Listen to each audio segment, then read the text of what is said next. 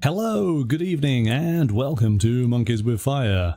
Hope everyone's having a good evening and are all set and ready for day 2 of our Dragonbane coverage from Free League Publishing.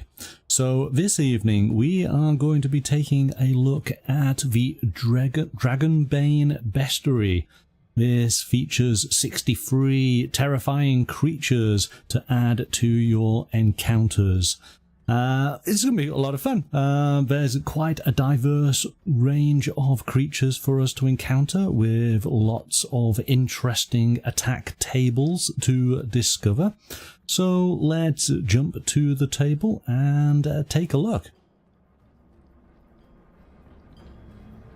Alright, so here we go. We have the book. I also have the Monster Standee set, which is a separate item that's available from Free League Publishing's website. This is all of the standees for the monsters featured in the book, so all 63 of them. Wonderful artwork. Just to give you a little bit of an idea. I'm sorry I can't do much about the glare from the light. Hopefully you're getting to be able to see the artwork in all of its glory. You also get a new battle mat, which depicts both a exterior area as well as maybe an interior sort of cavern. We'll obviously take a look at all of these creatures in more detail as we go through the bestiary. This gives you an idea, and you can see that some of these are absolutely huge. And as I say, we do have quite a shiny finish on the mat here. So this is, I guess is A2 sized? I think it might be. And I'll just open it up so you can see. There you go, so it's like a rocky cavern design. So there you go, so that is the monster pack. But let us take a look then at the bestiary. We of course have some wonderful artwork on the cover here, and I'm going to go to the credits page straight away so I get everybody's names correct. So the cover art, which you might be familiar with, is from Johan Egerkrans, who does the artwork within the main Dragonbane book, and also for those of you who have watched the Vaesen videos we've done previously on the channel. He is the artist responsible for those. But the art within the bestiary is done by, and I hope we get the name right again, David Brasgalla. So you're going to see a different style of artwork, which is absolutely gorgeous, but we'll see as we go through. Good evening, Roger. We're just about to start looking at the Dragonbane bestiary, continuing on our Dragonbane coverage for this week. So you've joined us at the right time. Okay, let's jump on it in. So one thing that I really did like about this is that the bestiary is written as if a character is actually relaying their findings on the various kin and creatures in the world of the Misty Vale. Theodora Sneezewort is the narrator, so you get little sort of snippets from Theodora, which I think is a lot of fun, adds a bit of character to the book. The book itself includes additional playable kin, so this of course is now extending the types of characters that you might be able to play within your games of Dragonbane. And it gives you a quick chart here where you can have a random d20 roll. So the first six. Is it 6, 2, 4? Yeah, it's first 6 you're going to be familiar with. They are, of course, the human, halfling, dwarf, elf, mallard, and wolfkin. So those are the kin that are in the core rules. But now, with the bestiary, we get to include orc, ogre, goblin, hobgoblin, frog people, oh, here we go. Carkeon. I'm going to go with Carkeon. Cat people, lizard people, and satyr. And you said 19, Roger, so you've gone for a lizard people, lizard folk. Their ability is camouflage, because each of the playable kin have a special ability.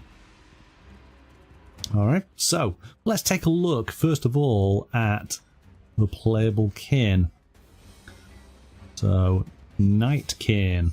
Of course, it doesn't go over the kin that were included within the core rules. We already know those. But here we go. This is an example. And again, look at this wonderful, fresh artwork for the goblin. We have, as we saw yesterday, quick summary on the goblin scout and warrior. But what the bestiary also does is it gives a suggestion for a random encounter. So these are all tools to help the games master. It gives you some names, or if you decided to choose it as a playable kin, it gives their ability, and it then gives a suggestion of an adventure seed. So let's just take a look here at what they suggest for the goblin. So from the darkest depths of a vast forest, small bands of goblins are setting off on raids. Successfully robbing merchants, priests, peasants and nobles has made them bolder. So far they have not killed anyone who put their hands in the air, but several guards have lost their lives trying to stop them. It is Gutsy herself who is behind the attacks. In the autumn of her life, her mind is stuck in memories of being betrayed and forced to hide in the woods with her companions like rats in a filthy hole. Now she intends to take what she was once promised by Visimir. Any gold the goblins scrape together is used to buy food, weapons and equipment for the growing army. Someone must stop Gutsy before her goblins grow so strong that they pose a real threat to everyone in the area. So there you go. It's a quick little adventure encounter, and so the GM can use that to then create where the encounter is going to be. Maybe they come across a village that is being plagued by Gutsy's goblin band, and this then they've learned a little bit more about what's been happening with all of the robberies that have been happening on the roads, and so they obviously go off because they're going to get paid a bounty to basically stop Gutsy. Maybe there is a way of stopping Gutsy without having to kill her. So that's up to the GM to basically craft a story as they see fit. This adventure seed is exactly that. It's a seed, it's an idea for them to create something bigger from. You like the artwork, Roger? This is done by a different artist, David Brasgalla. And yeah, I think it looks really cool. Okay, so we've got goblins, hobgoblins, and again, I won't focus in on the adventure seeds or the random encounters because of course these can be used by games masters to create their own little adventures. But again, we have as a playable character we have an ability which is fearless. Hobgoblins are stalwart individuals who are not easily fazed. A hobgoblin can activate this ability to automatically succeed with a will roll for resisting fear. Does say here, player characters. If the gaming group agrees on it, hobgoblins can be created as a player character. Again, as the group, you're going to have to decide, is a hobgoblin a suitable companion? Why would a hobgoblin be part of the group? Maybe your entire group is made up of knightkin. So as opposed to using the more traditional kin, as in humans, elves, dwarves and halflings, you go for a group of knightkin. That could be an interesting, very different game. Because then we have an ogre. I think this is quite cool that you can play characters of kin that ordinarily you spend your time hunting. We have orcs. They have a special ability of being tough. Orcs can take extraordinary amounts of pain and keep on fighting. An orc with 0 HP can activate this ability automatically rally without rolling against will. They just keep on going. And again, we have our chart here that if we are using orcs as NPCs, then we can go from a warrior, a shaman, or a chieftain. So those are the knightkin. We then have rarekin. These are the more unusual kin in the Misty Vale. We had the wolfkin, didn't we, from yesterday? So now we have these, I suppose the opposite of that, we have cat people. And their ability, of course, is 9 lives. That's good, I like it. And we have some NPCs, a cat people hunter or thief. I like the idea of a cat people thief. Is it cat people, cat persons? I think they're quite cool. I like the art on this. This is really cool.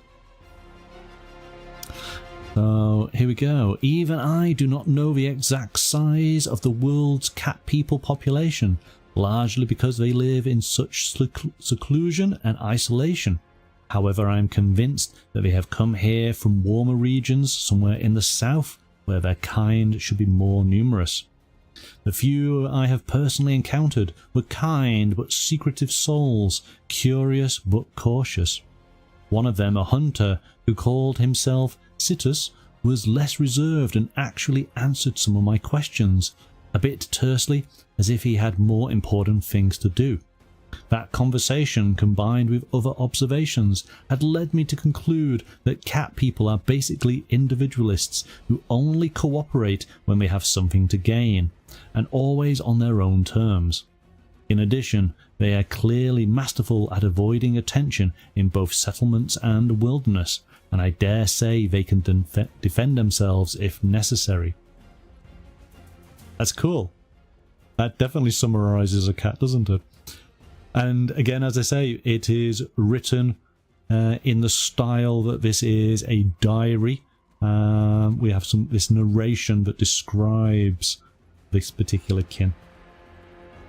I like that a lot. Centaur.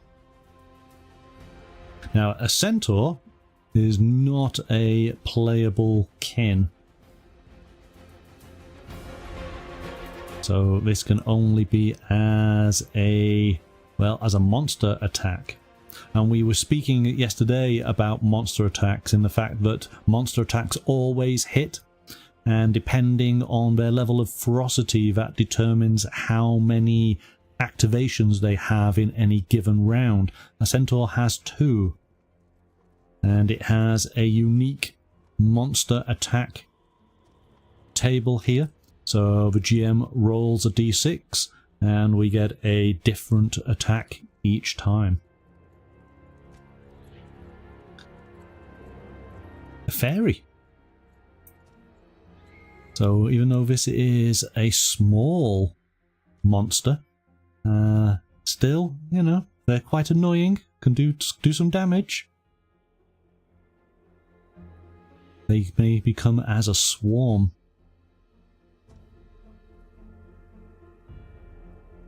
This is no Tinkerbell.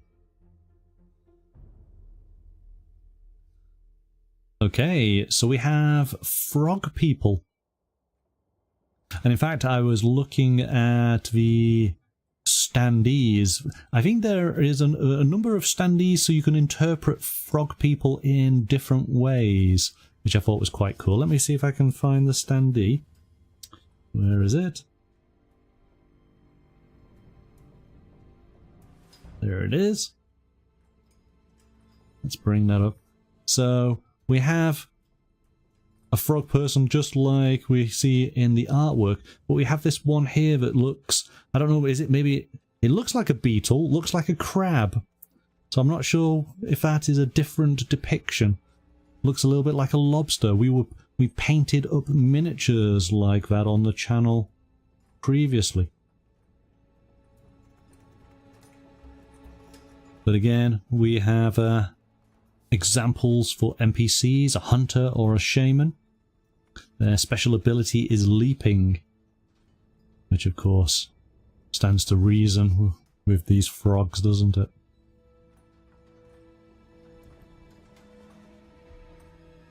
A harpy.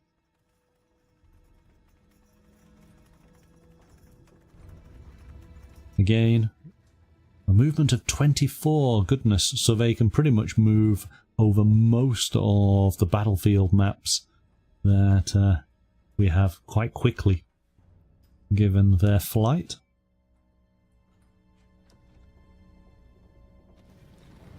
This is the one that I wasn't familiar with, so this is going to be interesting. Karkion. I'm going to go with Karkion. Karkions fascinate me to no end. I have personally had the good fortune to speak with 2 different individuals, and they have proved to be absolute treasure troves of knowledge and insight, especially about otherworldly beings. However, they would not talk about themselves no matter how much I pleaded. They live as lone wanderers, that much is clear, and yet they are united in a common hunt for the demons that laid waste their own world thousands and thousands of years ago. Some findings also suggest that they live to be very old indeed, and that they have spent their time gathering information and learning all they can from other kin, particularly about demonic forces, in the hope of preventing their new homeworld from suffering the same fate as the one they were forced to abandon.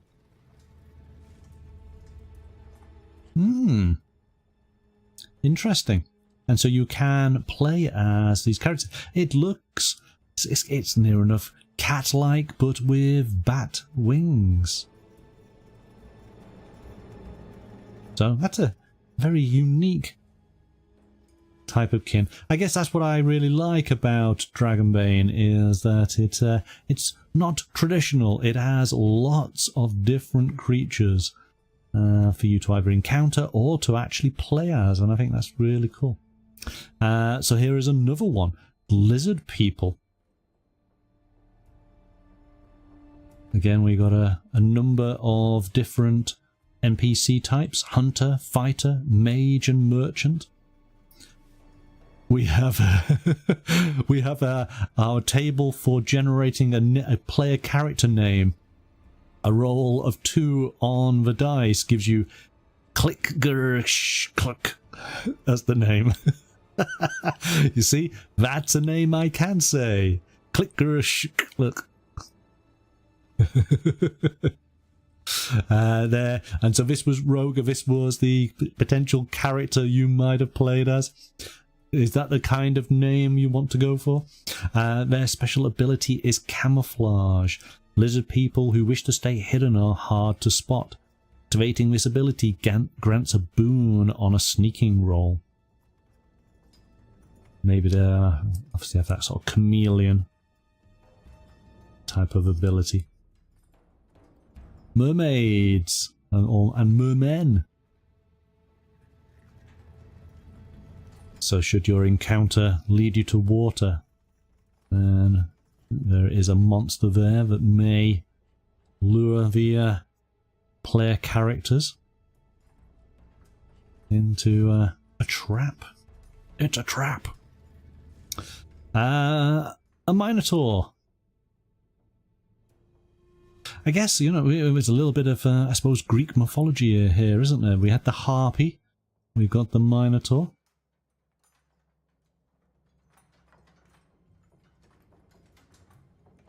Ah, okay.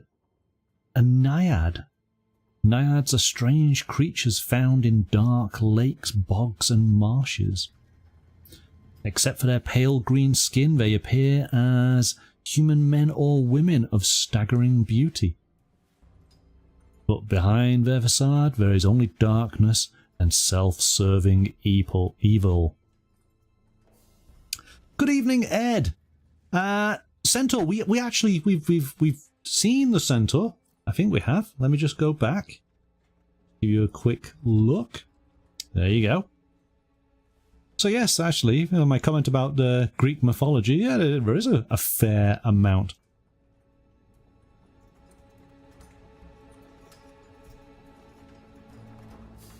We're just leafing our way through the book. Are you a Dragonbane player?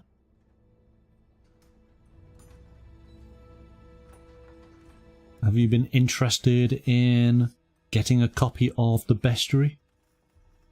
Come along to check it out. So again, staying with Greek, we got the satyr, which is another of the playable character races, or kin, I should say. Their ability is to raise spirits.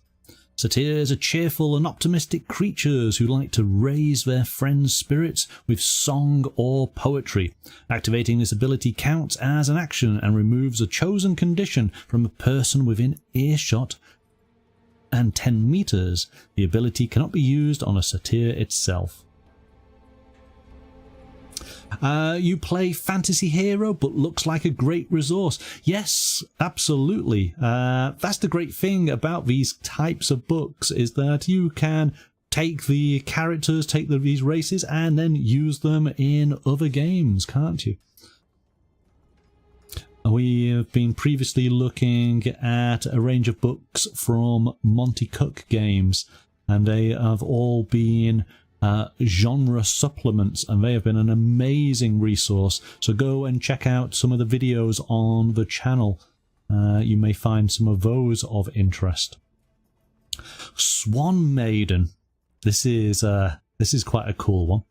Swan maidens are female elves capable of transforming themselves into magnificent white swans. The elves consider this phenomenon a gift from the gods, and to my knowledge no one claims to know what causes it. That's quite cool. Unfortunately, you cannot play as a swan maiden, but they can be a monster. So that would be quite something, to have a swan. Yes, ferocity 1, movement 14. With 16 hit points. Okay, so tree kin. Of course, I instantly have to think of the Ents. And Treebeard, of course. Wow, my goodness. Hit points are 64. So it's going to take a reasonable amount of combat to fell this treekin. And this is something we were talking about during last night's show, how I was thinking of Dragonbane a little bit like some video games, and I mentioned Diablo, but I was thinking about it today. Another game that this sort of has some sort of parallel in my mind is, of course, Monster Hunter, because your encounters always end up with a large monster boss at the end. So it's very much like the Monster Hunter game, isn't it? Ant people. Oh, maybe that standee I saw. Oh, here we go. There we go. It's beetle. Yes, I thought. There we go. Jumping ahead. So lots of ants. Oh gosh.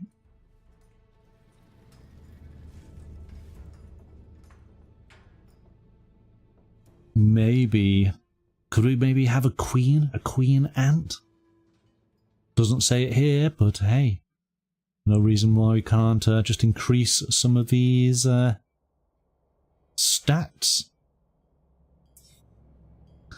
And then we have the beetlekin.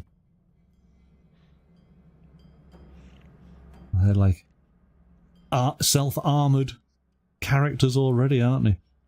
And they have quite a few devastating attacks here. Clobbering blow, double strike, bite, surprise kick, acid spit, and shattering shriek.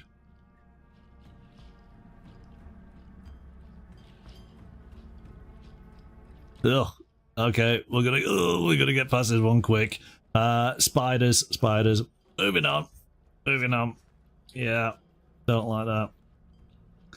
Trolls are cool. Certainly in Dragonbane they are, because there's not just one kind of troll, but I'm keeping an eye on the hit points. We're up to 42 hit points for a troll. So these are cave trolls. Cave trolls love gold. As food, that is. If you want to get rich quick, track down and kill one of them, and you'll reap a fortune straight from the beast's belly.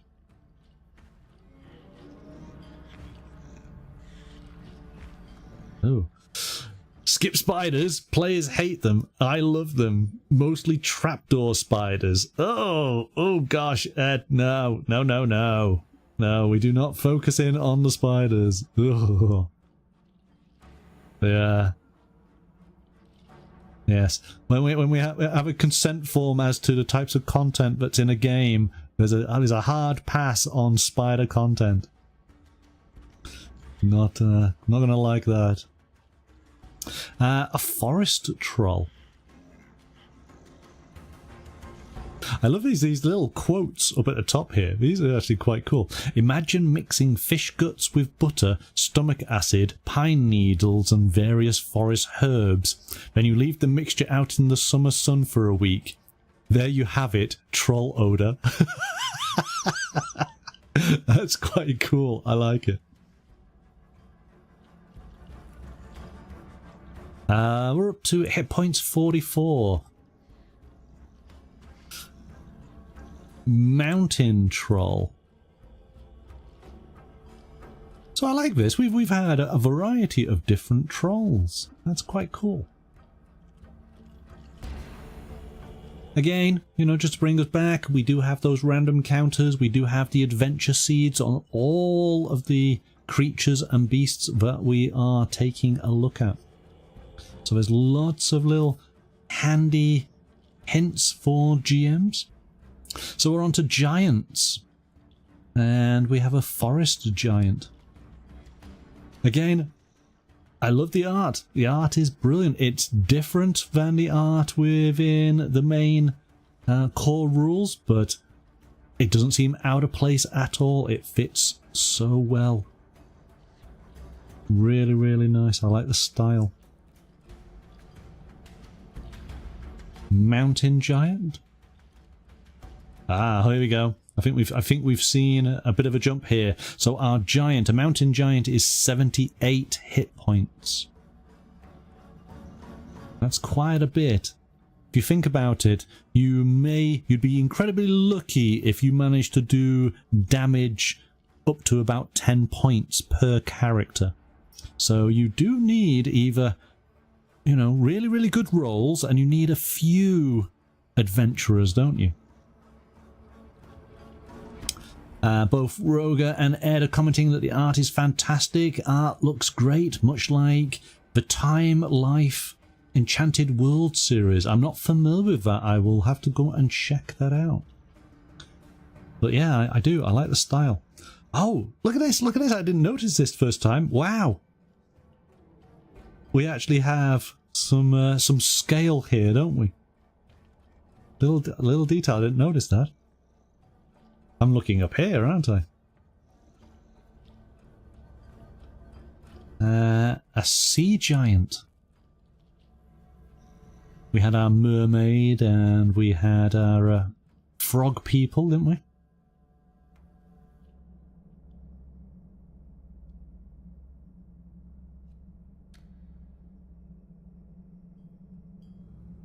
Oh goodness, and then we have a titan. Oh, so a Titan is 64. Sea Giant was 82. Mountain Giant 78. Forest 56. So the Titan, which I thought was going to be the largest, is actually midway.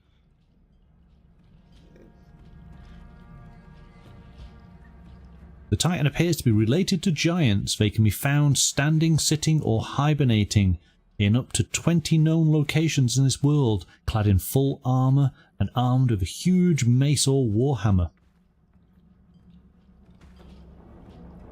I'm fairly certain that their number is much higher and that they were the giants' greatest champions in the oldest times, when the battle between dragons and demons raged most fiercely.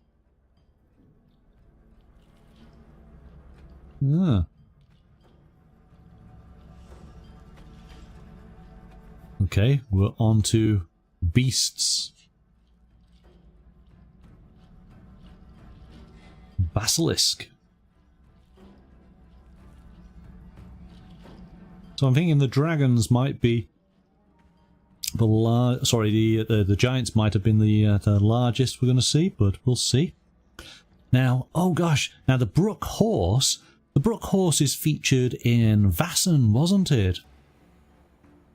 As one of the creatures. So I think that this actually is a mythological creature from, I'm going to say, Scandinavian territories, England, Scandinavia, around there.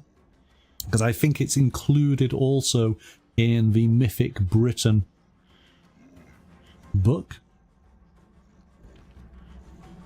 A Calyodon? Calyodon? Looks like a big boar to me.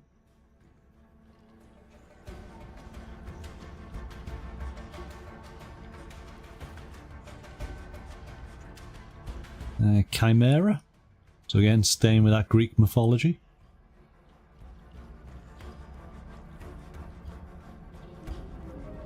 Probably breathes fire. Oh, it's looking... Oh, it does. Breath of fire. The Calyodon takes a deep breath and blasts its enemies with fire.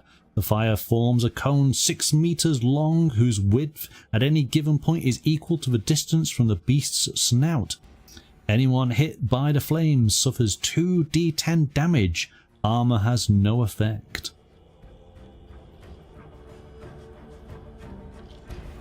Yes, okay. Don't like that. The Chimera, of course. We've got the lion, the goat, and the snake.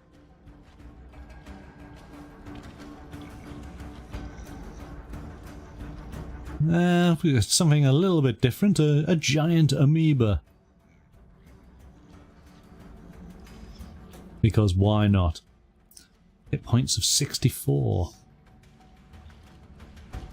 A giant octopus. So we'll get most so biomes are being sort of covered here, aren't they? We've got desert creatures, we've got forest creatures, mountainous creatures, sea creatures. Oh, okay. Moving on, moving on. Yeah. I knew that was going to happen at some point. A griffin at 38.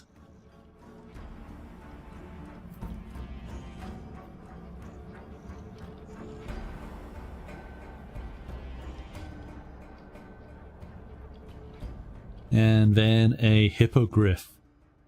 Now, I'm sure we spoke about this before, didn't we? The difference between griffins and hippogriffs. That's it. The hippogriff has got the eagle's head and it's the horse's back, isn't it?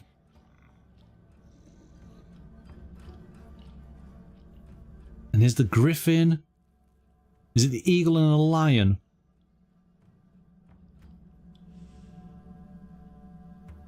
I think that's what it is.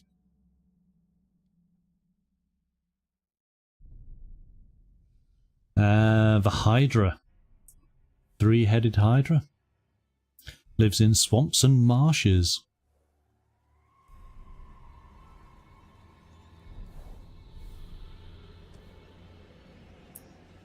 And the manticore.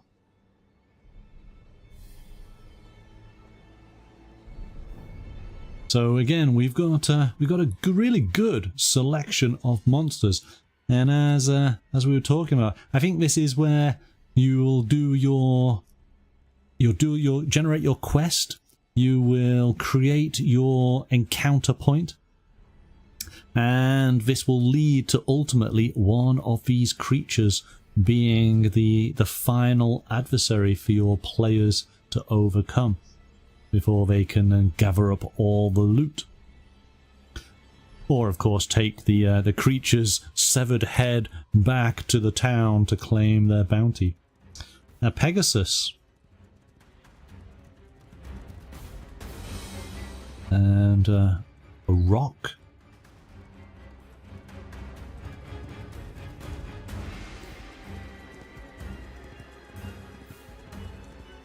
A sea serpent. So it is giving... it's got different hit points. 40, 56, 72. Okay, so sea serpents vary in size, which affects their stats and the damage of their monster attacks. So it depends whether you're being attacked by just a small one or something that is absolutely huge.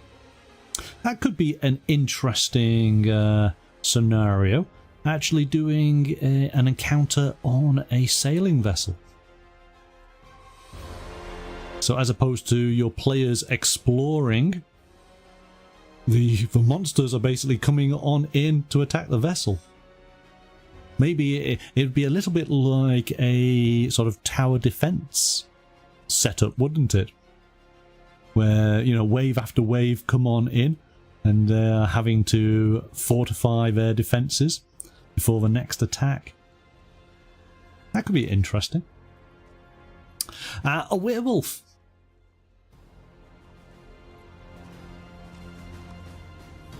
Thankfully, this is not a player character kin that you can take. That would be really annoying every time there was a full moon. A warg. And we saw before that the goblin was riding potentially a wolf, or maybe it's a warg. Oh, I've always liked the idea of sort of goblin wolf riders. I always thought they're quite cool. Okay, on to the undead. So we got a ghost in some kind of guarding a barrow. That could be an interesting encounter. So what do we have? Ghosts have a ferocity of 2, movement of 12, 27 hit points. Ghosts are immaterial beings and immune to all damage except magic and fire.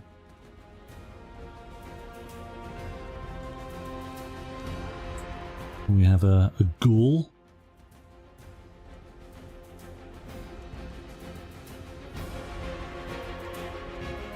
And then the living dead. Oh, it's a zombie of some description, isn't it, I guess?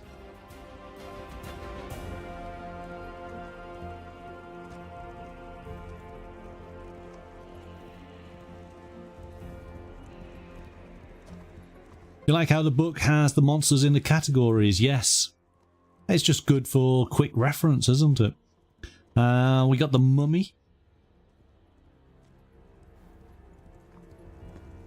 So I guess anyone who's been embalmed to pass on to the afterlife.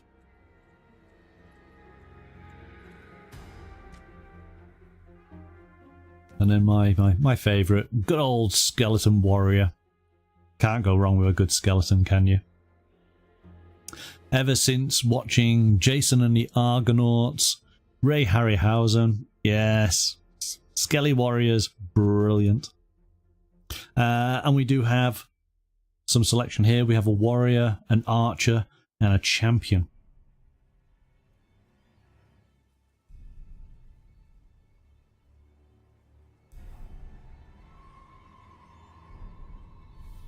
We have a vampire.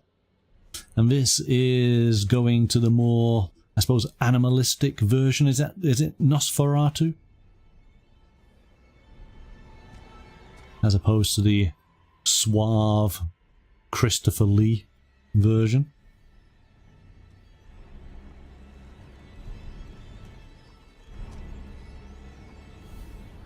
And then a white. Of course, I always think of the ring wraiths. But I guess it's more the... is it the barrow whites? It's from the beginning of The Lord of the Rings, isn't it? But what, they weren't featured in the movie.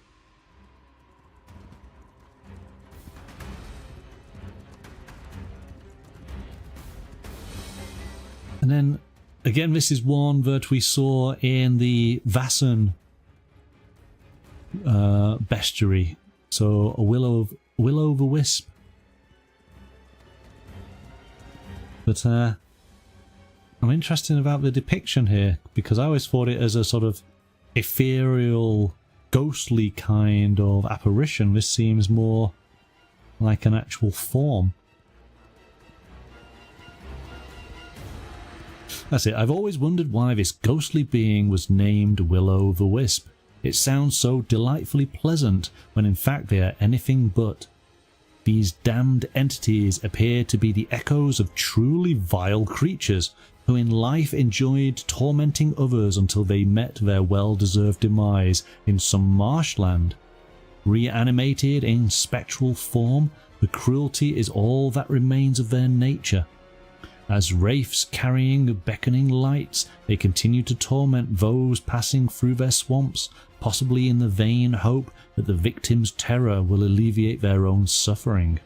Will-o'-the-wisps are mainly feared for their ability to lure people off their paths, causing them to fall into sinkholes or drown in bogs. But they take equal pleasure in simply scaring people out of their wits. Right. So there we go. I remember an old cartoon I used to watch as a kid called Will-o'-the-Wisp.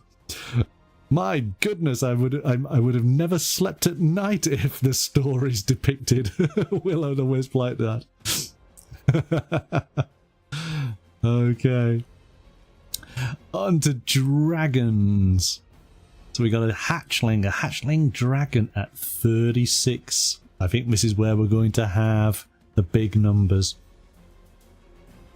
A young dragon is up to 60. Oh gosh.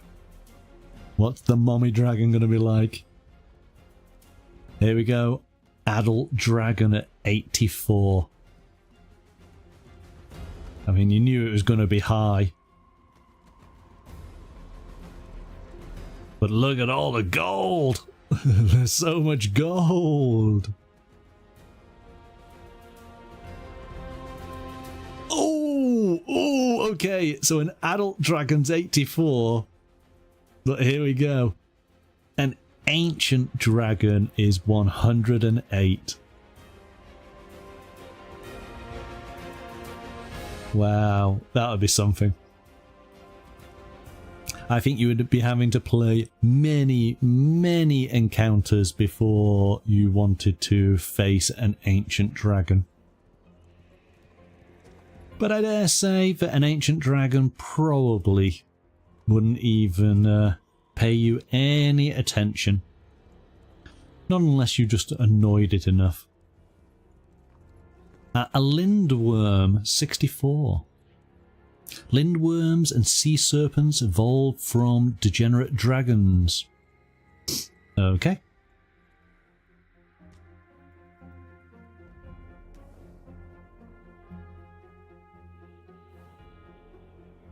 Okay, so here we go. We've had the dragons. Of course, the opposite is the demons. A blood demon. Blood demon has hit points of 48. They can raise the living dead. Ah. The chaos demon is 36. I might have thought that would have been higher, but We'll see, hey? Oh, here we go. Fire Demon is up to 64.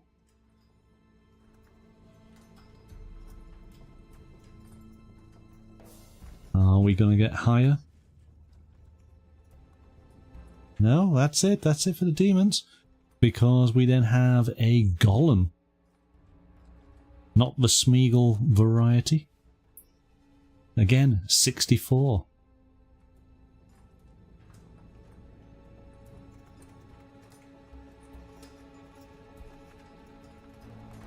And then a guardian demon. Must be quite lower class. 28. But I can imagine that these would there would be lots of these guardian demons. I can imagine you'd have to fend quite a few. Shadow Demon, 54. Shadow Demon has no solid form and is immune to non-magical damage.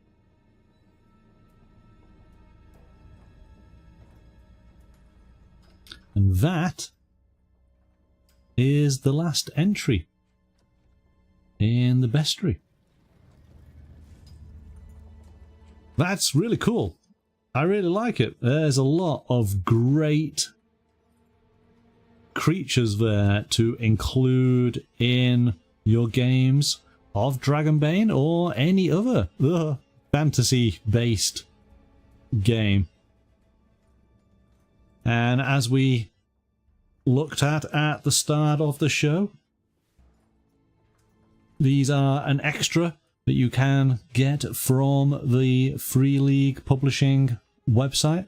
You can get hold of all of these wonderful standees of all of the creatures that we've just gone through and looked at this evening. Oh, there we go. There's our Titan. Our Sea Giant.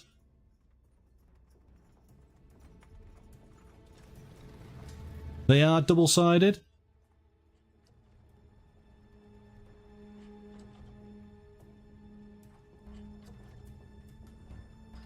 So these, we have a large rock there. And I can see the hippogriff. The hydra. I think we actually might have skipped past Medusa. She was there though. And there we go, we have this ancient dragon. And our trolls. So it's a good selection of monsters to face.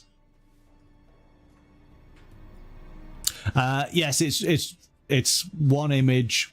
Yes, there's not a unique back side of each of the characters. But they're done on good cardboard stock that you can push out and then put them right back on in, which is good for ease of keeping things together. And they do provide plastic standees. That's an additional purchase on the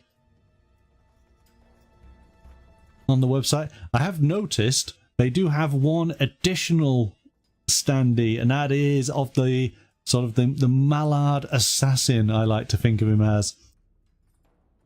So he wasn't featured within the actual bestiary, but of course he is this amazing piece of artwork in the core rules, and of course he must be a fan favourite for the fact of they've done a unique figure for him, which is quite good.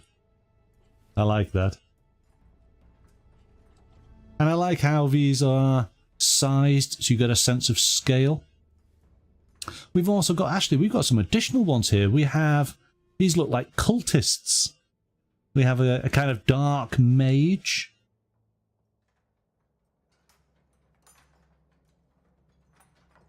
Well, that's the Will-o'-the-Wisp, isn't it? Yeah, there's actually quite a few. We have the goblin on wolfback. because the character standees in the core set, you have multiple goblin characters. So I guess you'd have to find the stats then for goblin with wolf. I like the cultist though.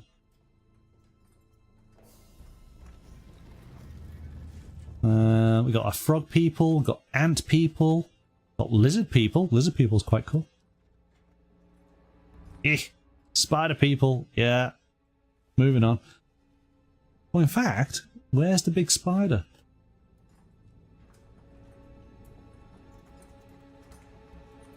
Ah, I think the big spider is on the in the core set. It's not part of this. Thank goodness. But there is a big spider you can get. So, there you go. That is our look through the Dragonbane Bestiary. Of course, our thanks to Free League Publishing for providing the copy of the Bestiary and the Monster Standee set so that we could take a look through this evening. We're going to finish off our week of coverage on Dragonbane tomorrow night, where we are going to be doing, for the first time on the channel, we're going to be doing a live combat encounter. So, not quite sure how this is going to go, but we're going to give it a shot. So, my proposition to you guys is that I will be the GM. I will have a variety of dungeon denizens for you to encounter. I have a couple of characters for you to use that have already been generated. All you'll need to do is let me know what your actions are going to be in the chat, and let's see how you do against multiple enemies in the dungeon. It will be an opportunity for you to learn how combat works within Dragonbane, and once you've got that down, you've pretty much got a good handle on most of the game, because everything sort of can expand from there.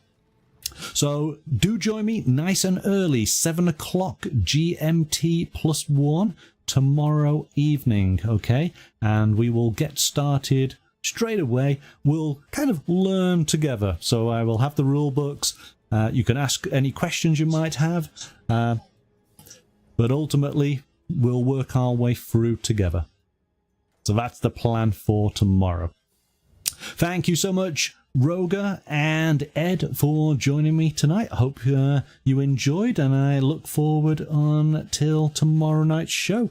But until then, bye for now.